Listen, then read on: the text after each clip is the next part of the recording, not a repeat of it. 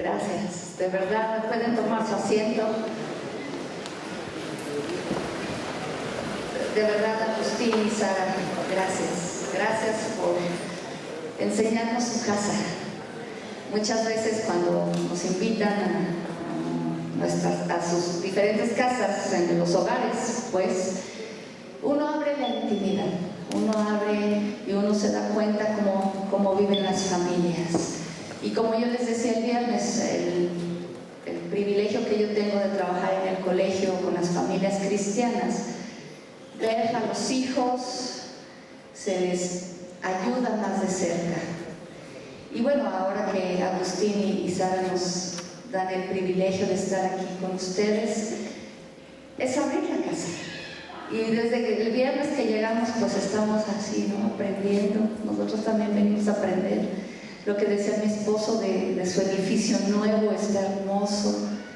Y ahorita el ver el servicio que todos participan y todos hicieron que la cena fluyera y se levantara. Y en Amistad de Querétaro también tenemos servidores tan entregados como los que vimos aquí. Pero hoy que llegamos en la mañana los veo vestidos con color y yo digo, claro, eso les da identidad. Y empieza mi ratón, ¿no? Hacia 1000 por hora. Porque uno siempre quiere aprender de las personas que también nosotros les admiramos, a sus pastores, tenemos cariño por ellos han estado en nuestra iglesia también, y verles a ustedes como sus hijos que están creciendo. Ayer que estuvimos también con sus jóvenes, ver toda la obra que el Señor está haciendo en esta iglesia, quiero decirles de verdad felicidades. Yo sé que están abiertos, hambrientos a los que Dios tiene para estos tiempos, y pues bendigo sus familias, bendigo sus vidas con la presencia de Dios en esta mañana. Gracias.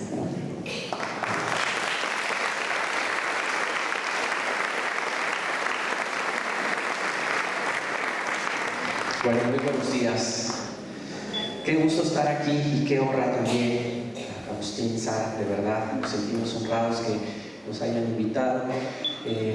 Y bueno, pues yo quisiera una vez más que se pusieran de pie, por favor.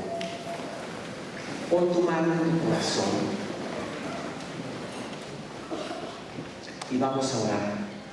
Padre, en esta mañana quiero pedirte que la presencia de tu Espíritu Santo more en abundancia en nuestros corazones, en nuestras mentes, y nos abra el entendimiento espiritual, comprensión espiritual a tu palabra.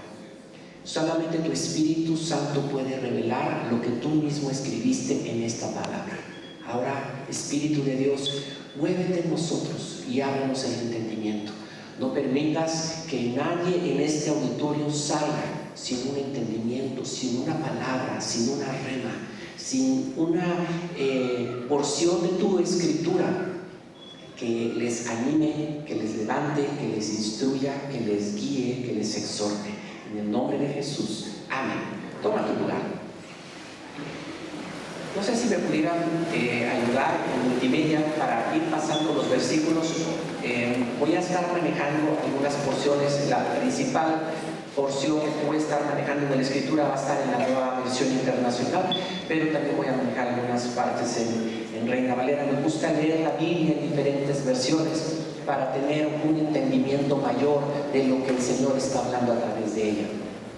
Y básicamente vamos a ver los dos últimos versículos de Efesios capítulo 3 y gran parte de Efesios capítulo 4.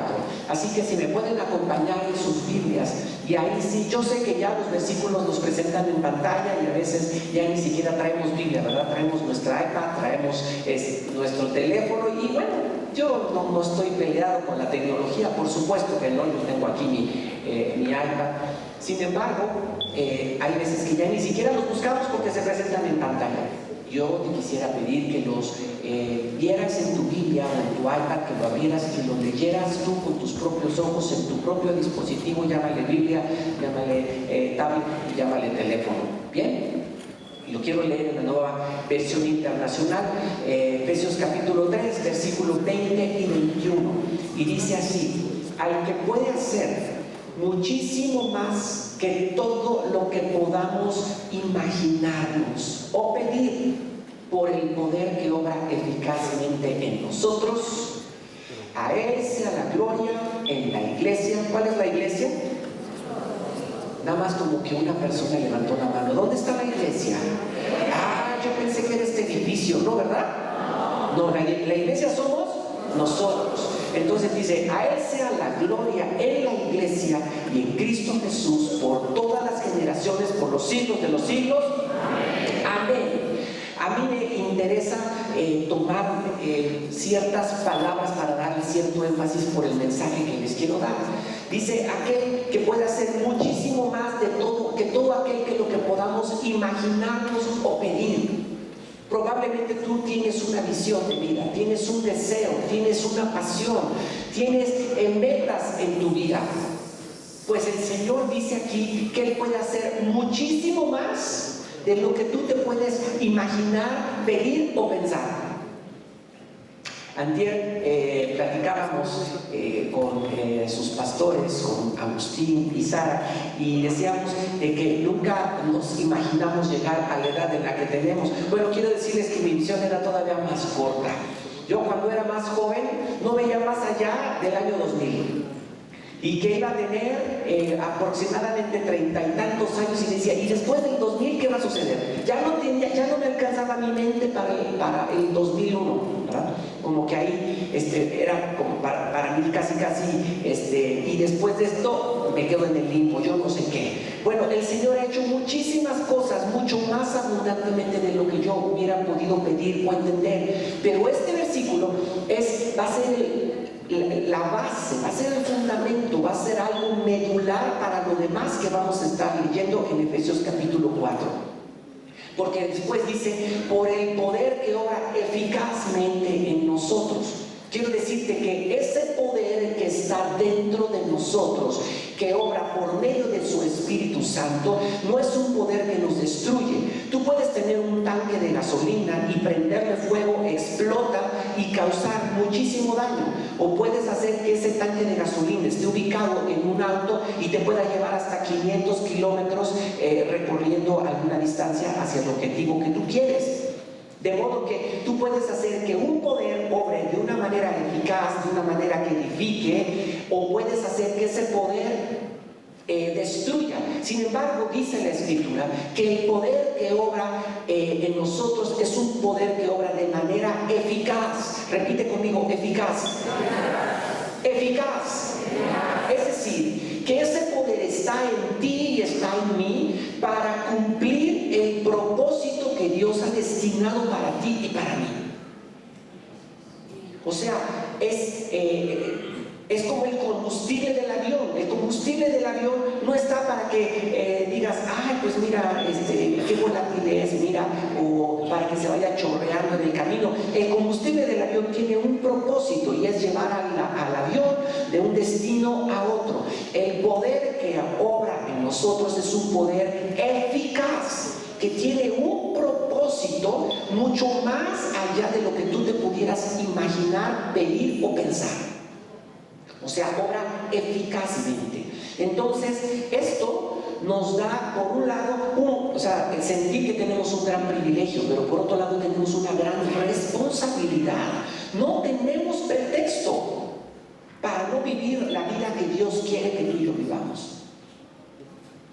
¿Verdad que se siente bonito decir, sí, el poder de Dios sobre mí, sí, pero ahora no tienes pretexto? Ay, caray, no lo había visto de esa manera. Ahora tengo una responsabilidad. Por supuesto, tenemos una responsabilidad por el poder que obra en nosotros. Y vamos a continuar leyendo ahora el capítulo 4, porque la Biblia, si ustedes, yo creo que lo saben, no fue escrita por capítulos y versículos, fue escrita en rollos, en pergaminos, y fue escrita de corrido. Entonces realmente no hay una división entre el capítulo 3 y el capítulo 4. El mismo pensamiento está puesto aquí. Así que dice capítulo 4 versículo 1, por eso yo, es decir, por la razón que acabamos de ver en los dos versículos anteriores, por el poder que obra eficazmente en nosotros, y lo voy a estar repitiendo en este mensaje hasta el cansancio, porque esto es una parte fundamental. Por eso, yo que estoy preso por la causa del Señor, les ruego que vivan de una manera digna del llamamiento que han recibido. Siempre humildes y amables, pacientes, tolerantes unos con otros en amor. Esfuércense por mantener la unidad del Espíritu mediante el vínculo de la paz. Entonces, ahora la pregunta es esta: ¿qué llamamiento hemos recibido? Nos dice y nos exhorta el apóstol Pablo a vivir de una manera digna del llamamiento. ¿Qué llamamiento hemos recibido? Mira, el primer llamamiento que nosotros recibimos fue a ser hijos de Dios. Por supuesto que somos siervos, por supuesto que somos parte de la familia, somos miembros del cuerpo de Cristo, pero Dios nos ha llamado a ser parte de su familia. Y si soy hijo de Dios, debo vivir como tal, conforme a la cultura del reino de Dios, porque Dios dice, Jesucristo nos dijo, el reino de los cielos ya está aquí. Y al decir el reino de los cielos ya estaba aquí, era porque Él mismo estaba fundamentando en esta tierra el reino de los cielos. Entonces, tú y yo, aunque vivimos en esta tierra, pertenecemos a otro reino. Aunque vivimos en este planeta, debiéramos tú y yo vivir bajo otro contexto cultural, la cultura del reino. ¿Me estoy explicando? No sé si ustedes conocen extranjeros que viven en esta nación, o a su vez sabemos también que hay muchos migrantes mexicanos que han ido a Estados Unidos. Y si tú vas a Chicago, si tú vas a Los Ángeles, si tú vas a San Francisco, si tú vas a Dallas, si tú vas a muchas ciudades de Estados Unidos, te vas a encontrar barrios mexicanos, en donde están las esquinas con taquitos al pastor, en donde venden carnitas, en donde todo el mundo te habla español, en Estados Unidos, porque ellos han llegado y han establecido su propia cultura allá. Ahora, tú y yo pertenecemos al reino de Dios, ¿verdad que sí? Porque somos hijos de Dios. Ahora, la cultura de Dios y la cultura del reino debiera ser establecida, primero que nada, en mi vida, en mi familia, en mi congregación y a todo a mi alrededor. La cultura del reino, viviendo conforme al llamamiento que Él me ha hecho. Que primero que nada el llamamiento que Dios me ha hecho, y voy a mencionar, es a ser hijo de Dios. Entonces, ahora, ¿te puedes imaginar a los hijos de Carlos Slim comprando en el tianguis de ropa usada aquí, de ropa de paca? ¿Te los imaginas? Pues yo tampoco, porque ni los conozco, ¿sí?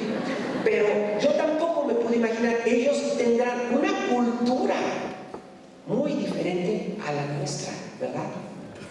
Entonces, ellos nacieron bajo otro contexto cultural, viven bajo otro contexto cultural, y nosotros que hemos nacido de nuevo, que somos parte de la familia de Dios, por el poder que obra eficazmente en nosotros, se nos exhorta, según el apóstol Pablo, a que vivamos conforme al llamamiento que hemos recibido de Él, y que establezcamos esa cultura del reino en nosotros. Hemos sido llamados a ser parte de la iglesia, pero debemos aterrizar este llamamiento en un comportamiento santo como el de Jesús. Por eso, fíjense que mi esposa, una de las cosas, una de las frases célebres que hasta los alumnos le dicen a ella, ¿verdad? Dice, planeta Tierra, ¿sí? O sea, no me sobreespiritualices las cosas y no vivas, como dice mi esposa también, en la nube 7, ¿verdad? No, la palabra de Dios es para vivirla terrenalmente, es para vivirla aquí, en tu vida diaria, y para ver la manera en cómo la aplicas. Entonces, es hermoso estar en un tiempo de alabanza como este. Es hermoso disfrutar de la presencia de Dios, el abrazo del Padre. Es hermosísimo. Sin embargo, por el poder que obra eficazmente en nosotros, esto tú y yo lo tenemos que aterrizar a vivir conforme al llamamiento que hemos recibido de parte de Dios. Y después nos dice el apóstol Pablo cosas puntuales. Primero que nada dice humildes, amables, pacientes, tolerantes. ¿Qué es una persona humilde? Vamos a definir, hay formas de definir las palabras, y una forma es definirlo por lo que no es. Una persona humilde no es orgullosa. Una persona humilde no es soberbia. Una persona humilde no se siente superior a los demás. Tampoco se siente inferior, sino que se siente igual que los demás. Una persona, y la situación es que la humildad con la amabilidad va ligado, porque normalmente una persona soberbia es déspota, una persona soberbia pisotea, una persona soberbia hace sentir a los demás inferiores. Pero dice la Escritura que seamos humildes y que seamos amables, pacientes, tolerantes unos con otros. Entonces, y luego dice: esfuércense por mantener la unidad del Espíritu mediante el vínculo de la paz. Lamentablemente a veces no nos esforzamos por mantener la unidad del Espíritu, y dice solamente un vínculo. Puede haber muchas formas en las cuales podemos tener unidad del Espíritu, pero aquí nos habla un solo vínculo, es la paz. Fíjate que la Escritura dice: la respuesta blanda aplaca la ira. ¿Se sabe ese proverbio?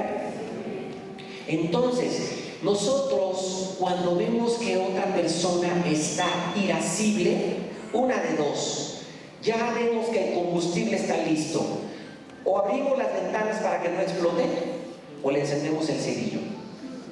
¿Qué vas a hacer tú? ¿Vas a ser quien enciende el cerillo para que la otra persona explote? ¿O vas a ser la persona que mejor abra las ventanas para que se ventile el asunto y se disminuya el peligro? ¿Sí? Señoras, cuando llega tu marido del trabajo, ¿verdad? Tu marido ya llega después de que ha tenido unas juntas pesadísimas, se le cayó un proyecto de negocio, un cliente ya le dijo que no le iba a comprar, o sea, llega el marido así. Y entonces llega el marido a su casa y se encuentra la esposa: y es que ¿por qué no me avisas que ibas a llegar tarde? ¿Qué crees que este lugar es un restaurante? Mira nada más, te dejé la cena, no me hablas, no me dices, no me contestas el WhatsApp. Y el marido así, ¿sí? Entonces, cosas semejantes, ¿verdad?, que suelen suceder eventualmente.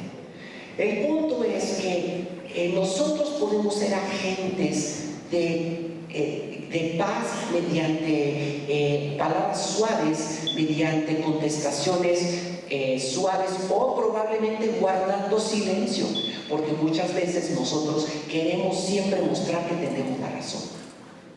Y tenemos la razón, y a lo mejor lo tienes, pero ¿qué vas a ganar con demostrarle a todos los demás e imponer y decir a todo el mundo que tú tienes la razón? Vas a lograr paz. O mejor, si la otra persona te está discutiendo y no es que las cosas es así, la cosa es así, la cosa es así, tú le vas a decir: está bien. Si tú crees que los cocodrilos vuelan, está bien, los cocodrilos vuelan bajito, sí. Vale. Vivamos en paz. ¿Me expliqué? Entonces, fíjate que esto es muy importante, porque en la época actual vivimos bajo mucha tensión. Nosotros como pastores allá en Amistad nos damos cuenta cuando gente viene a pedirnos consejo, qué tensión se siente, por un lado en el ámbito laboral y por otro lado, lamentablemente, en el hogar. Hay hombres y hay mujeres que ya no quieren llegar a sus casas y que buscan el pretexto de llegar a las 9, 10 de la noche para encontrar a los hijos dormidos, para encontrar a la esposa dormida, porque su casa también es un lugar de contención, en donde en lugar de relajarse, se sienten ellos más tensos. El hogar debiera ser el refugio de nosotros, ¿sí o no? Un lugar de refugio, un lugar en el que nos sintamos a gusto, relajados, en paz, recuperar nuestras fuerzas.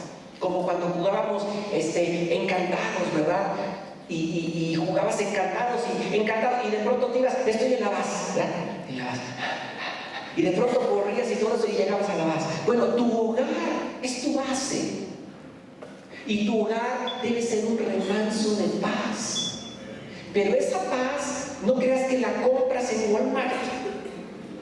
La paz proviene del ambiente que papá y mamá crean en el hogar. Si papá y mamá no se preocupan por guardar ese vínculo de la paz, entonces tu hogar tampoco va a respirar paz. Y fíjate que a veces los bebés son tan sensibles que tú dices, ¿por qué no se quiere dormir mi bebé? ¿Por qué no se quiere dormir mi bebé? Porque hay contención entre papá y mamá, así de simple.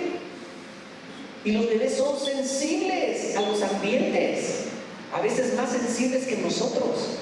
Pueden sentir una persona que tiene paz y que a la hora de abrazarlo siente paz y se puede dormir. Puede sentir un ambiente donde se siente seguro y se puede quedar relajado y dormido. ¿Cómo se respira el ambiente en tu casa? Pero por eso te digo, y vuelvo al punto, por el poder que obra eficazmente en ti. ¿Tienes ese poder, sí o no? ¿Sí o no? ¿Sí o no? Ese poder obra eficazmente en ti y en mí para que podamos ser personas humildes, para que podamos ser personas amables, tolerantes, y que intentemos y que por nosotros no quede guardar la unidad del Espíritu mediante el vínculo de la paz. Sigamos. Ahora vamos a ir hasta el versículo 17 de Efesios 4. Así que les digo esto y les insisto en el Señor: no vivan más con pensamientos frívolos como los paganos. La Reina Valera dice así: esto pues digo y requiero en el Señor, que ya no anden como los otros gentiles que andan en la vanidad de su mente. La Nueva Traducción Viviente dice: con la autoridad del Señor digo lo siguiente, ya no vivan como los que no conocen a Dios, porque ellos están irremediablemente confundidos. Palabra de Dios para todos. El mismo versículo dice: lo que les voy a decir es una advertencia del Señor.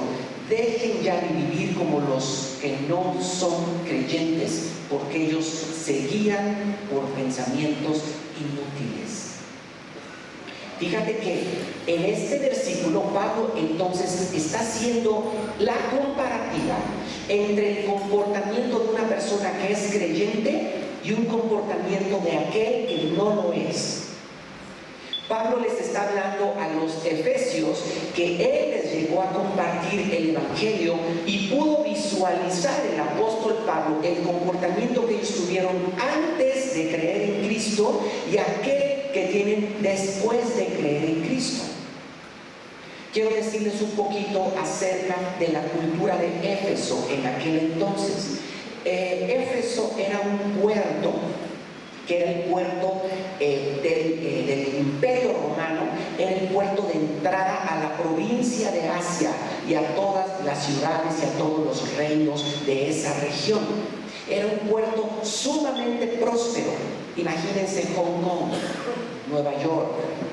Eran puertos sumamente prósperos y muchos sabemos, lamentablemente, que en los puertos se vive una vida muy desenfrenada. En los puertos hay muchísima inmoralidad, pero también hay muchísima riqueza. Éfeso no era diferente. Éfeso era una ciudad en la que la inmoralidad era pues normal. Ahí se podía todos contra todos y con todos y en todos y en todo momento. Ahí no era penalizado lo que es una infidelidad conyugal. No era penalizado que un hombre anduviera con un hombre, una mujer con una mujer. Vamos, y lo que estamos viviendo en esta época, ¿verdad?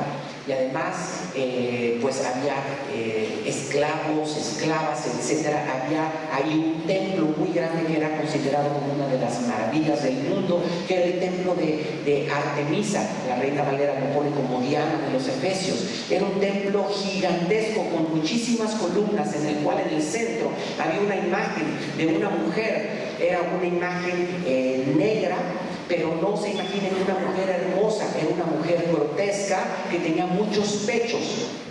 Bueno, entonces era una ciudad que estaba inmersa en la idolatría, era muy próspera, o sea, tenía muchas riquezas, pero también estaba inmersa en la inmoralidad. Y quiero decirles que el poder del Evangelio llegó de una manera tan poderosa a la ciudad de Éfeso, que se establecieron iglesias fortísimas ahí en Éfeso. Esto lo digo también porque el mismo poder obra en ti y en mí para que el reino de Dios se establezca también en esta sociedad, que no es muy diferente de la sociedad de Éfeso. O sea, el Espíritu de Dios y Dios, el Dios de Pablo, es nuestro Dios. El Dios que obró eficazmente en él es el Dios que obra eficazmente en nosotros. El Espíritu que se movía en aquel entonces, el Espíritu de Dios, es el Espíritu que mora en nosotros. Y el contexto cultural no era muy diferente. Así que en el nombre del Señor nosotros podemos establecer el reino y la cultura de Dios por medio de su Espíritu Santo en nuestras vidas, en nuestras familias, en nuestra congregación, en nuestra colonia. Sí se puede. En aquel entonces se pudo, ahora también se puede. Pero entonces Pablo hace una comparativa de ese comportamiento de un creyente y de aquel que no lo es. Y nos dice, ya no vivir con la misma mentalidad que tienen los que no son creyentes. Por eso dice, no vivan más con esa manera de pensar. ¿Por qué se los tiene que decir? Por la misma razón por la cual yo se los estoy diciendo a ustedes. Porque a veces nosotros vivimos en la 9-7, sentimos la presencia de Dios, es hermoso, pero ¿qué tan eficazmente está obrando ese poder del Espíritu de Dios para tener nosotros una vida transformada? Y entonces Pablo le está diciendo, mira, si no lo escuchas cuando estás en la presencia de Dios, si no lo escuchas cuando estás en comunión con Dios, si no lo escuchas así, que eso debiera ser el Espíritu Santo, es el que nos guía toda la verdad y nos dice lo que debemos hacer. Si no lo escuchas aquí, te lo voy a decir, mijito, como tiene que ser. Y entonces el apóstol Pablo le dice, humildes, amables, guardando la unidad del Espíritu. Versículo 18 al 20. A causa de la ignorancia que los domina, está hablando de aquellos que no son creyentes. A causa de la ignorancia que los domina y por la dureza de su corazón, estos tienen oscurecido el entendimiento y están alejados de la vida que proviene de Dios. Han perdido toda vergüenza, se han entregado a la inmoralidad y no se sacian de cometer toda clase de actos indecentes. Eso éramos muchos de nosotros antes de conocer a Cristo. Pero el versículo 20 dice, no fue esta la enseñanza que ustedes recibieron acerca de Cristo. Comparativa. Así eran antes, así eran y así siguen siendo los que no conocen al Señor. Pero ahora, ustedes, Efesios, ahora nosotros creyentes de este siglo XXI, ahora nosotros, no fue esta la enseñanza que hemos recibido acerca del Señor. Es la primera vez que vengo con ustedes. Sin embargo, he visitado otras congregaciones, he hablado con muchos pastores y no sé si lo que les voy a decir es mal de muchos, consuelo de tontos, pero en nuestra congregación hay muchos creyentes que viven en unas líneas grises. Hay muchos cristianos que les gusta vivir en la línea gris. Es decir, si esta línea me separa de lo que es vivir fuera de Cristo o vivir una vida desenfrenada, de una vida que le agrada a Dios, hay creyentes que les gusta vivir en la línea. Pues la Biblia no dice que no pueda yo fumar. La Biblia no dice que yo no pueda esto. Y entonces Viven lo más cercano que pueden a la línea. No fue esta la enseñanza que recibimos de Cristo. Por el poder que obra eficazmente en nosotros, ese poder nos ha dado habilidad, sí, para orar por los enfermos y que estos sanen, sí, para orar por la gente para que reciba el bautismo del Espíritu Santo, sí, para hacer milagros, señales y prodigios, sí, pero ese poder que obra eficazmente en ti y en mí me ha dado la habilidad también de vivir apartado del pecado, no en la línea gris.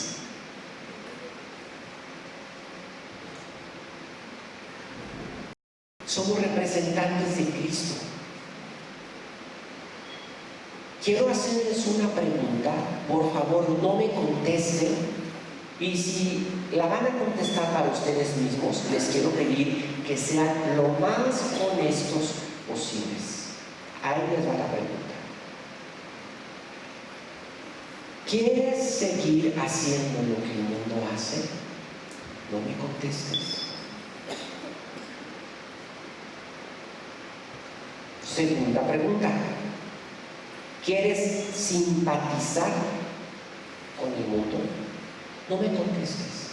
De verdad, no espero que tú me levantes la mano, no.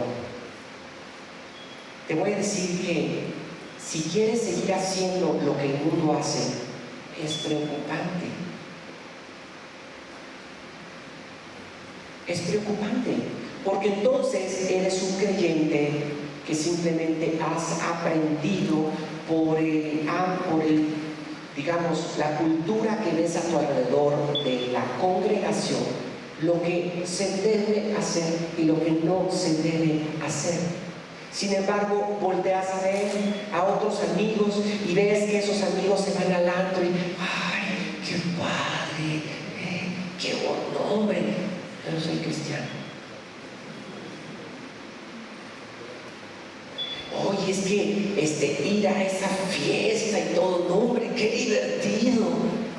Pero soy cristiano. O sea, todavía hay anhelo en nuestro corazón, les preguntan, por las cosas que están allá afuera. Quiero seguir haciendo lo que el mundo hace. Entonces, ¿qué diferencia hay entre un creyente y uno que no lo es? Manera de pensar, la manera de vivir, los propósitos de su vida, la manera como administra su tiempo, cómo educa a los hijos, cómo administra su dinero, sus decisiones, su visión de vida. Tantas cosas que son diferentes. Quisiera ir ahora al libro de Santiago, capítulo 4, versículo 4 y 5.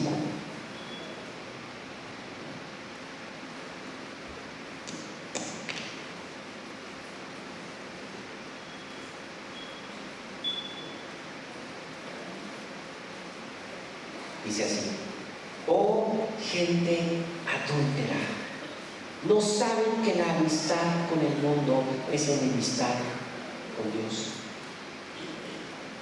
Por eso yo les pedí que no me levantaran el mundo en la mano si todavía les agradaba o todavía sentían deseo por lo que el mundo hace. Jóvenes, universitarios, preparatorianos, si tú quieres agradar a tus compañeros, seguramente no vas a agradar a Dios. Si tú quieres simpatizar con ellos, no vas a agradar a Dios y simpatizar con Dios. Te lo digo así. Mi experiencia no tiene que ser la tuya, lo anticipo. Pero cuando yo acepté al Señor, tenía un grupo de amigos de juerga, de destrampe, que eran mis mejores amigos. Según esto, cuando yo acepté a Cristo como mi Señor y Salvador, me dejaron solo. Me empezaron a criticar, se empezaron a burlar de mí, me dijeron que me había ido de padrecito, ¿sí? Pero ya después ya no me hablaban y ya no me invitaban a sus reuniones. ¿Por qué? Porque no participaba con ellos en lo que ellos hacían. Me quedé sin amigos. No tiene que ser lo mismo contigo. Me quedé sin música, porque la música que yo escuchaba, Dios me hizo sentir que me tenía que deshacer de ella. Me deshice de toda mi música. No tiene que ser igual contigo. A mí eso lo puso Dios en mi corazón. Me quedé sin amigos y me quedé sin música. En una edad en la que el centro de la adolescencia son los amigos. A los 18, 19 años. Pero ¿sabes qué? A veces decimos, es que no quiero perder a mis amigos y entonces quiero ser como ellos, o no quiero mostrarles que soy muy creyente, o no quiero mostrarles que soy religioso. Hemos confundido los términos, religioso con radical. Una cosa es ser religioso y otra cosa es ser un radical creyente en Cristo. Son dos cosas totalmente diferentes. ¿Quieres ver un religioso? Ve a los fariseos y a los saduceos en la Biblia, que ellos criticaron y ellos fueron los que entregaron al Señor Jesucristo. Ese es un religioso. Una persona radical es una persona que está dispuesta a no vivir en la línea gris, sino vivir lo más cerca del Señor y apartado del mundo. Dice Santiago 4, 4 y 5, oh gente adúltera, ¿no saben que la amistad con el mundo es enemistad con Dios? Si alguien quiere ser amigo del mundo, se vuelve enemigo de Dios. ¿O creen que la Escritura dice en vano que Dios ama celosamente al Espíritu que hizo morar en nosotros? ¿Qué es un adúltero? Un adúltero es alguien que se ha casado con una persona y le es infiel. Esa es la definición de un adúltero. Pero este versículo probablemente, o esta manera de hablar, puede escandalizar a algunos oídos en la actualidad. Pero contiene una idea preciosa. Y tú dices, ¿qué tiene de precioso esto? No, te lo voy a decir. Quiere decir que el desobedecer a Dios es como romper una promesa matrimonial. Que todo pecado es un pecado contra el amor, que nuestra relación con Dios no es distante, como entre un rey y sus súbditos o un amo y sus esclavos, sino íntima, como la de marido y mujer. Y cuando pecamos, quebrantamos el corazón de Dios como se quebranta el corazón de un cónyuge por la desesperación del otro.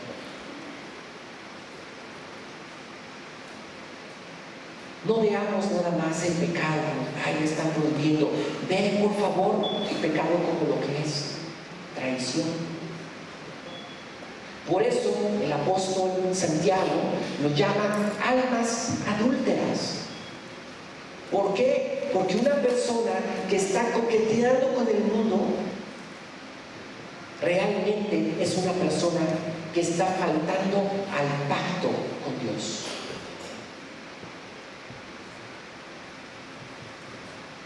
Si yo estoy casado y si yo empiezo a coquetear con otra persona, ¿verdad? Yo estoy casado y de pronto empiezo a hacerle ojitos a alguien, ¿verdad? O a tratarla de ligar, ¿no? Creo que mi esposa me agarra cachetadas, ¿no? Pero ¿por qué? ¿Por qué? El castigo de Dios sobre ti, Alberto. No. ¿Sabes por qué? Porque estoy quebrantando su corazón. Estaría lastimando su corazón.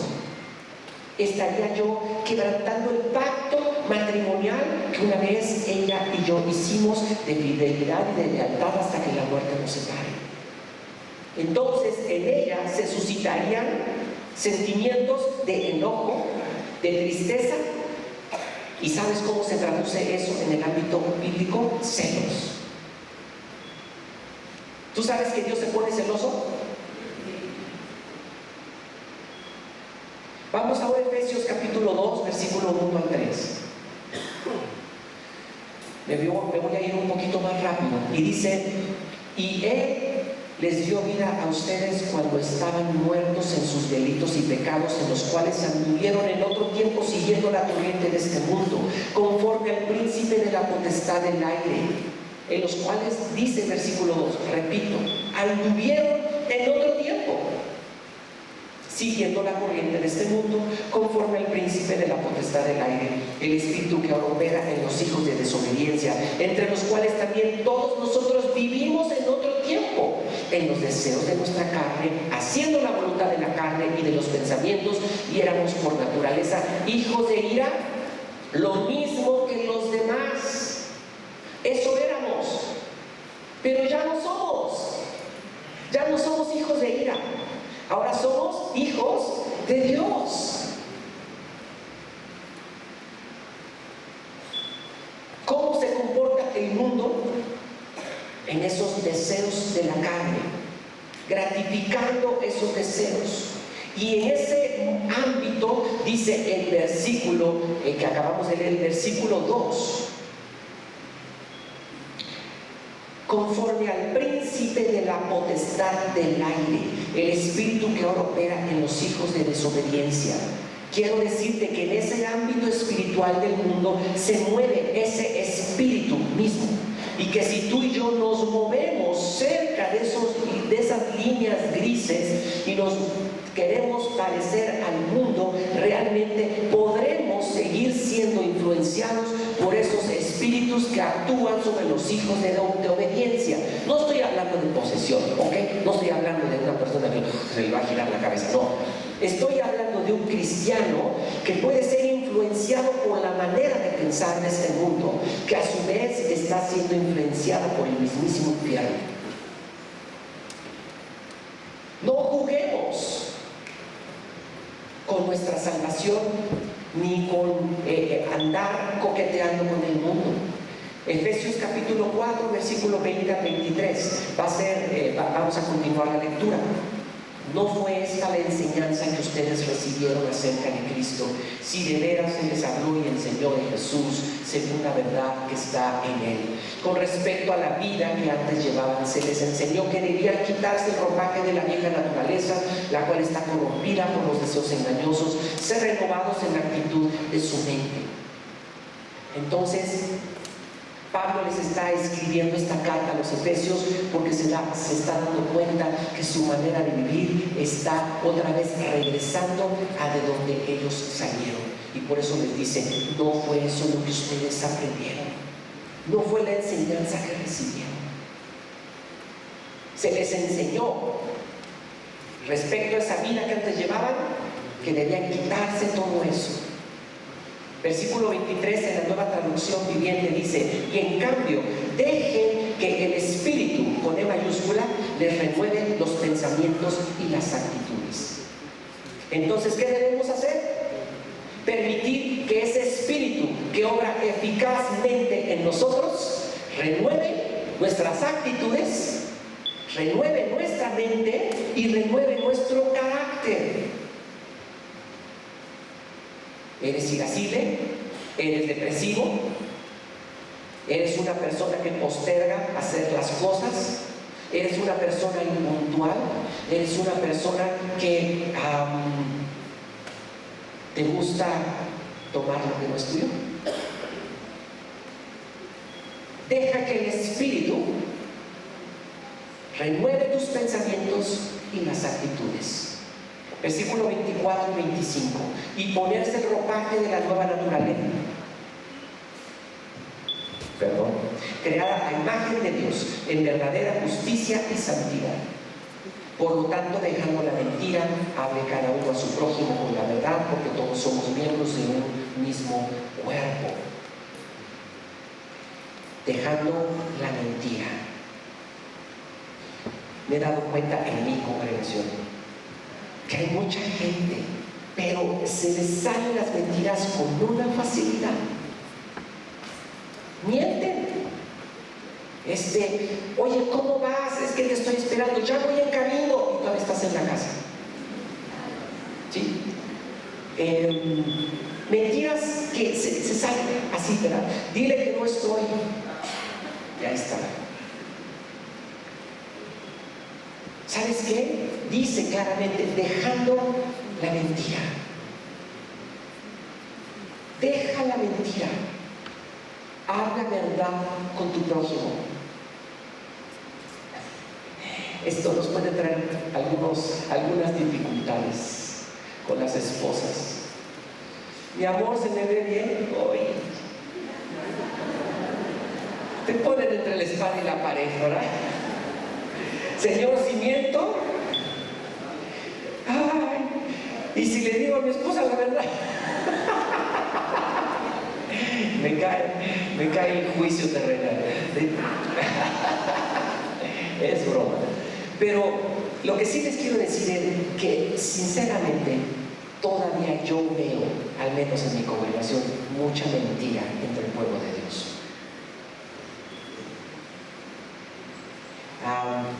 Hable cada uno la verdad. Versículo 26, 27, si se enojan no pequen, no dejen que el sol se ponga estando aún enojados, ni den cabida al diablo. Normalmente este versículo 27 solamente lo ligamos al 26 y lo ligamos a que si nos enojamos le damos cabida al diablo. Yo creo que este versículo viene ligado a todo lo anterior que está hablando el apóstol Pablo. Es decir, que si yo le doy lugar a la mentira, que si yo le doy el lugar al enojo, que si yo le doy el lugar a una vida como antes yo vivía conforme a los deseos de este mundo, no despojándome de esos pensamientos y de esa vana manera de vivir, entonces yo le estoy dando cabida al diablo en mi vida. Lee por favor el contexto, no me creas. Lee tú el contexto de este pasaje y te darás cuenta que esto es lo que está diciendo. Si no hacemos todo lo que el apóstol Pablo nos menciona aquí, le estamos dando cabida al diablo, es decir, le estamos abriendo puertas. Versículo 28, el que robaba, que no robe más, sino que trabaje honradamente con las manos para tener que compartir con los necesitados. El papel de la oficina, los lápices, el tiempo. ¿Cuánto tiempo te la pasas en Facebook, en la oficina, trabajando? Estás robando. Versículo 29, eviten toda conversación obscena, por el contrario, que sus palabras contribuyan a la necesaria edificación y sean de bendición para quienes los escuchan. Chistes de doble sentido. Tenemos el cristianol y el lenguaje del mundo, ¿sí? Debo tener un solo lenguaje afuera y dentro de la iglesia, sin maldiciones, sin groserías. Debo hablar con palabras positivas y que edifiquen. Debo sacar de mí la negatividad, porque dice aquí que son palabras que edifiquen. No es que la situación está del coco, no es que el dólar el peso se va a devaluar, no iba a venir una crisis en México y entonces no, pues ya mejor me pego un tiro, ¿qué hago aquí? ¿Verdad? Con una persona así no te dan ganas de platicar. Pero tenemos que ser personas positivas, que nuestra conversación deje buen sabor de boca, esperanza, fe, ánimo con aquellas personas con las que hablamos. Versículo 30, no agravien al Espíritu Santo de Dios con el cual fueron sellados para el día de la redención. Quiero decirles que el Espíritu no tolera la maldad. Y si lo aprecio, y si lo amo, y de verdad aprecio su presencia, desearé que no sea contristado con lo que pienso, con lo que hablo, con lo que veo, con lo que oigo. Porque a veces cuesta tanto trabajo poder sentir la presencia de Dios, porque hemos contristado su propia presencia, porque lo hemos insultado con nuestras acciones. Versículo 31 y 32, abandonen toda amargura, ira, enojo, gritos y calumnias y toda forma de malicia. Más bien sean bondadosos y compasivos unos con otros y perdónense mutuamente así como Dios los perdonó a ustedes en Cristo. ¿Me puede ayudar por favor con toda la alabanza? O bueno, si quieren nada más el piano. Dice aquí, gritos, enojos, malicia. Yo pienso en nuestra experiencia pastoral, mi esposa y yo nos hemos percatado que muchos de estos gritos, iras y enojos y calumnias vienen de la amargura. que la amargura es aquello que detona aquellas cosas. Nos hemos encontrado a personas que han estado batallando con la ira, que son sumamente irascibles. Cualquier cosa les prende un cerillo, ¡pah!, y explotan. Pero al trabajar más profundamente con las personas, nos hemos dado cuenta, mi esposa y yo, que esa ira no es otra cosa más que el fruto de una raíz de amargura interior. Y que en el momento en que nosotros trabajamos con la raíz de amargura para que sea liberada, en ese momento la ira desaparece. Eres una persona irascible que gritas. Mira tu corazón si no hay amargura en él. Debo preguntarle a Dios, ¿qué está provocando esta amargura? ¿Qué está amargando tu corazón? Debo perdonar y perdonarme a mí mismo. Estoy dañando mi propio corazón y a las personas que me rodean. Yo mismo puedo estar provocando que las personas a mi alrededor huyan de mí, porque mi conversación los deja desmoralizados, tristes, apesadumbrados, les roba la fe. Perdonar a Dios. Dices, Alberto, ¿cómo te atreves a decir eso? ¿Sabes cuándo necesitas perdonar a Dios? Cuando sientes que Dios te ha fallado. Por supuesto, Dios no falla, Dios es perfecto. Sin embargo, tú sientes como que Dios te ha fallado, y entonces llega una herida a tu corazón. ¿Te acuerdas del corazón de Marta y María cuando Lázaro murió? Si hubieras estado aquí, seguramente tú has pensado las mismas palabras. Señor, si hubieras estado aquí, si me hubieras respondido esta oración, Señor, si me hubieras dicho que no me casara con este hombre, Señor, si eso es una herida de tu corazón. Quisiera por favor que te pusieras de pie y que cerraras tus ojos un momento. Es tiempo de marcar una diferencia, y no solo anhelando la presencia de Dios. Yo anhelo la presencia de Dios. Estoy hambriento de su presencia. Pero esa presencia trae un compromiso de nuestra parte. Dios desciende con su hermosa presencia, no nada más para abrazarte y para consolarte. Eso es hermoso y eso es parte. Pero la presencia de Dios también viene para hablarte de aquellas cosas que no están siendo gratas para Él, para que tú y yo las dejemos, y entonces su presencia se va a manifestar de una manera más intensa en nuestras vidas. ¿Por qué? Porque el pecado aleja su presencia. Entonces creo que tenemos muchos de nosotros que arrepentirnos. A esta conferencia yo la titulé Melón o Sandía. ¿Qué prefieres? ¿Qué vas a escoger? ¿Dios o el mundo? Dios o el mundo. Pero es una decisión que tenemos que respaldar con acciones, y que vamos a tener que pagar un precio por ello, porque no es sencillo vivir en este mundo de maldad una vida recta. No es sencillo. No es sencillo tener las burlas de tus compañeros. Pero regreso a de donde comencé. Capítulo 3, versículo 20, 21 y 22. Por el poder que obra eficazmente en ti y en mí, podemos. Señor, en esta mañana te damos gracias por la presencia de tu Espíritu Santo que obra eficazmente en nosotros. Venimos delante de ti a renovar un compromiso contigo. Te damos gracias porque tenemos la habilidad y el poder sobrenatural como hijos de Dios para poder nosotros vivir una vida recta, una vida santa. No una vida en la línea gris, sino una vida apartada para tu gloria y para tu honra. Te queremos bendecir con todo nuestro corazón. Ven, Espíritu de Dios, a nuestras vidas. Ven, por favor, perdona nuestros pecados, perdona nuestra indiferencia, perdona nuestra nuestra tibieza y queremos a partir de hoy que tú nos ayudes por el poder que obra eficazmente en nosotros. Ayúdanos a vivir esa vida que tú has diseñado para nosotros.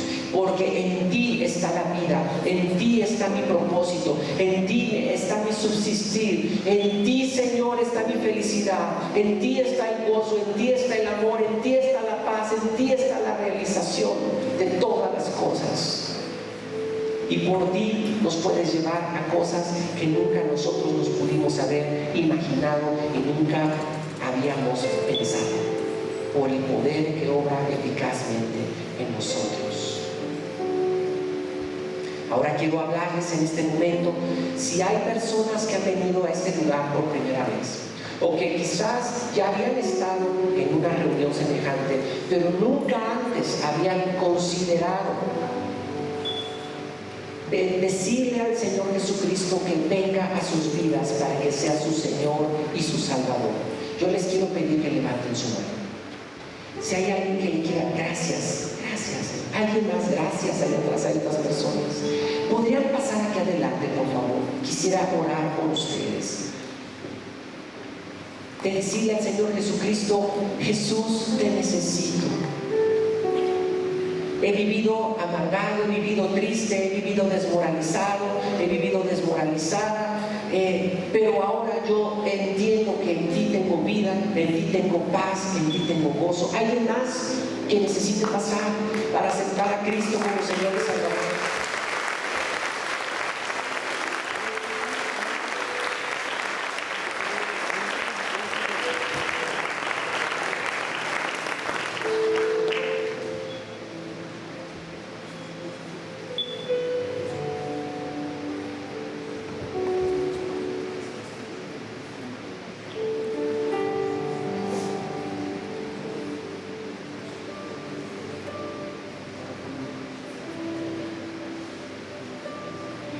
Qué gusto tenerles aquí. Y de verdad es la mejor decisión que nosotros podemos tomar en nuestra vida. Yo tengo más de 34, 36 años que tomé esta decisión. Yo creo que tengo más de cristiano que lo que tú tienes de edad. Y no me arrepiento de entregar mi vida a Cristo. ¿Les puedo pedir un favor? Gracias, Señor. ¿Cómo se llama usted?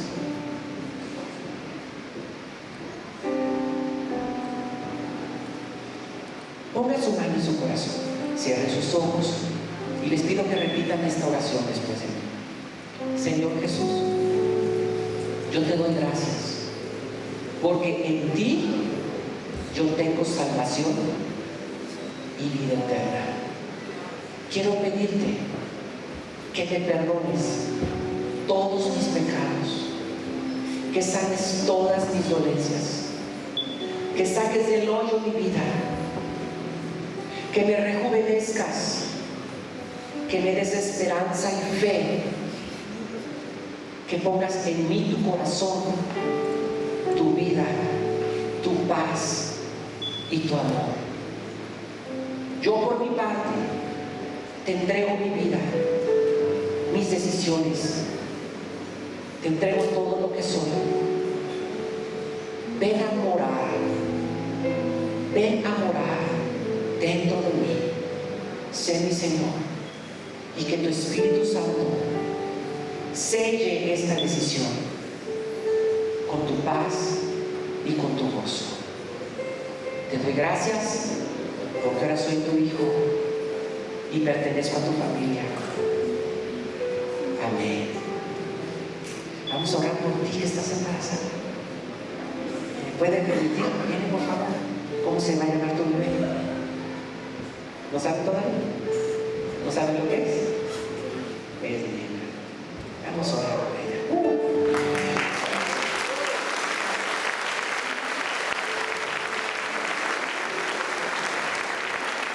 Señor, te damos gracias porque tú, ay, no te has dado el privilegio de ser mamá. Yo te pido que todo vaya bien en este embarazo y en el parto. Gracias por la nena que viene, porque ella tendrá ahora un hogar diferente. La bendecimos desde el vientre de su madre, la bendecimos. Y te damos gracias por su vida. Gracias por el amor. Gracias por tu privilegio que le das de ser mamá. Dale paz, ayúdale en el parto, para que todo salga bien. En el nombre de Jesús. Amén. Bueno, miren, pueden pasar por allá, por favor. ¿Quieren platicar un momento con ustedes? Vamos a darles un fuerte aplauso a todos ustedes.